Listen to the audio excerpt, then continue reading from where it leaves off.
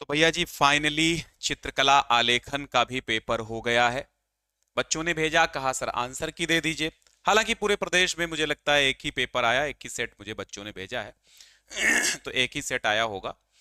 खैर ये वैकल्पिक विषय है, इनके बहुत ज्यादा सेट नहीं बनते हैं, परंतु यहां पर मैं एक बात क्लियर कर दूं कि जो बच्चे हमारे ऑब्जेक्टिव पढ़ के गए थे, हमारे ऑब्जेक्टिव में से 9 प्रश्न आए हैं, एक प्रश्न पढ़ाया हुआ नहीं आया है।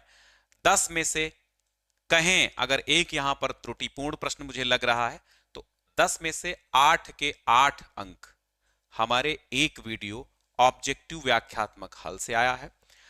आप देखेंगे मॉडल पेपर्स भी हमने जो 3-4 दिए थे वहां से भी आया है। फिलहाल मैं ये नहीं कह रहा हूं कि दावा ही कर रहा हूं, लेकिन जिन बच्चों ने पढ़ा है वो सब जानते हैं कि आया था। मैं बहुत बार मॉडल पेपर कराने के दौरान चिल्लाता रहा कि भैया ऑब्जेक्टिव वाला मैं करा चुका हूं, वो देख लीजिएगा, वो देख लीजिएगा, है ना।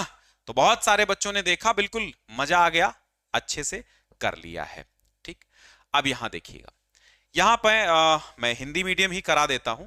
कौन सी पेंसिल से बनाई गई रेखा सबसे अधिक काली होगी? कल के ही पेपर में मैंने इस पर चर्चा की थी कि भैया पेंसिल एच आती है और बी आती है, यानी एच बी भी आती है, एच और बी अलग अलग भी आती है। एच के आगे जितना ही अधिक नंबर होगा उतनी ही हल्की, और बी के आगे जितना ही नंबर अधिक होगा उतनी ही गहरी। तो हमने कहा जब भी गहरी पूछे, काली पूछे, तो आप बी के आगे नंबर ज्यादा बड़ा देखिएगा। तो यहां पर बी के आगे यहां पर 6B सबसे बड़ा नंबर है और सबसे गहरी इनमें से यही चलेगी। ठीक है, फिर है कांगड़ा चित्र शैली का प्रमुख संरक्षक कौन है? तो यहां पर भी मैंने ऑलरेडी इस प्रश्न को कराया हुआ है, महाराजा संसार चंद यहां पर एकदम सही हो जाएगा। अब ये जो सवाल आया है कि बादामी गुफा कहां पाई गई है, ठीक है, बादामी गुफा कहां पाई गई, तो मैंने इसमें पता लगाया इस प्रश्न को भाई, इस प्रश्न का मैंने पता लगाया। तो इसका अगर आप क्वेश्चन बैंक में भी देखेंगे, विद्या क्वेश्चन बैंक में, तो वहां पर भी इसमें कर्नाटक दिया गया है, परंतु यहां कहीं भी कर्नाटक का ऑप्शन नहीं है।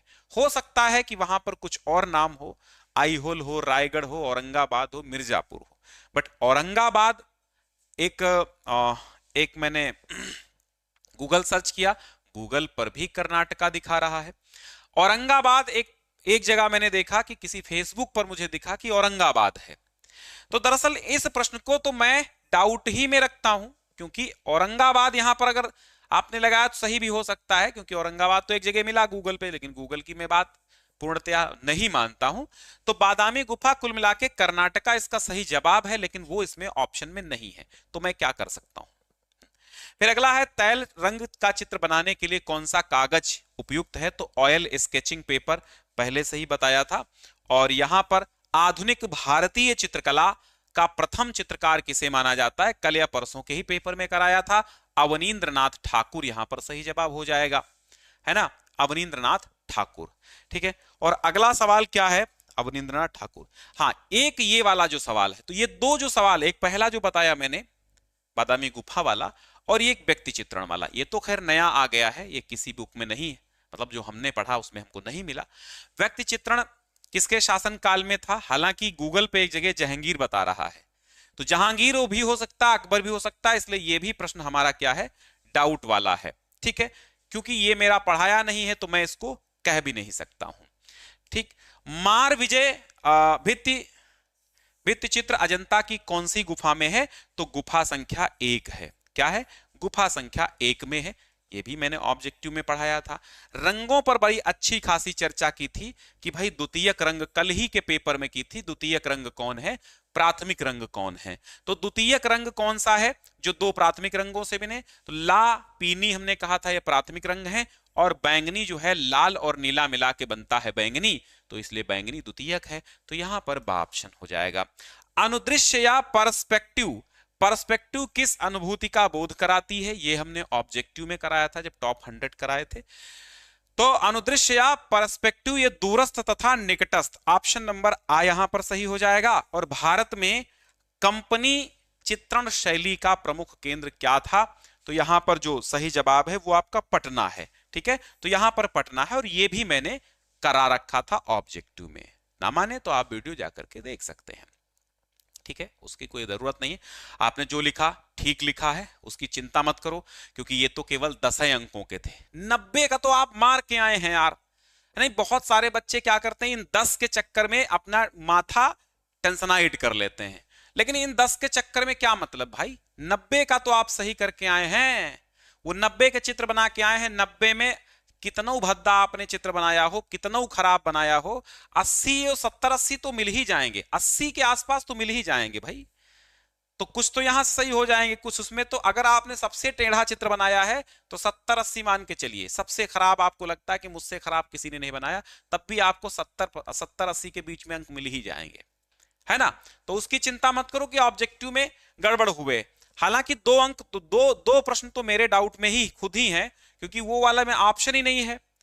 तो अगर देखा जाए तो ये वाला मेरा पढ़ाया नहीं था भाई, व्यक्ति चित्रण वाला मैंने नहीं ना पढ़ा ही है ना पढ़ाया ही है। तो हम देखेंगे इस तरह तो 9 आए हैं, लेकिन जब उसमें ऑप्शन नहीं दिया तो 8 हम कह सकते हैं कि हमने जो पढ़ाया था ऑब्जेक्टिव और मॉडल पेपर वहां से हैं। ये इंग्लिश वर्जन है। फिर यहाँ सजावटी पर्दे के लिए, किनारी के लिए, मेज पोस के लिए वगैरह वगैरह बहुत सारी चीजें आई हैं, जो मैंने आपको मॉडल पेपर में भी समझाया था। आराम से आप बिल्कुल अच्छे से करके आए होंगे, मुझे पता है, क्योंकि यहाँ पर कोई ये ड्राइंग है, इसमें कोई बहुत बड़ी चीज नहीं होती है ड्राइंग में कि नहीं कर पाएंगे, है ना। स्मृति चित्रण हो गया, अथवा प्रकृति चित्रण हो गया, वस्तु चित्रण हो गया, तो इनमें से एक करना था आपको, खंड खा अनिवार्य है, अनिवार्य में से वो करना था एक, तो इस तरह, ठीक है। तो यहाँ पर बिल्कुल कोई चिंता की बात नहीं, पेपर आपको पता चल गया कौन सा पेपर है, क्या आपने किया है, कौन से पेपर में, मतलब कौन से क्वेश्चन में आपने कौन सा टिक किया है। तो बिना किसी डाउट के आप आराम से पढ़ते रहिए, कोई डाउट मत करिएगा। अब आपको क्या करना है, अगले पेपर की तैयारी करना है। अगर आपने अर्थशास्त्र ले रखी है, समाजशास्त्र ले रखी, समाजशास्त्र की भी मैंने एक महामैराथन करा दी है ऑब्जेक्टिव की, वो भी देख लीजिएगा। और अगर आपने संस्कृत ले रखी है तो बने रहिए हमारे साथ, क्योंकि 11 मार्च को शायद आपकी संस्कृत है, तो मैं धुआंधार करूंगा उसके लिए। धन्यवाद।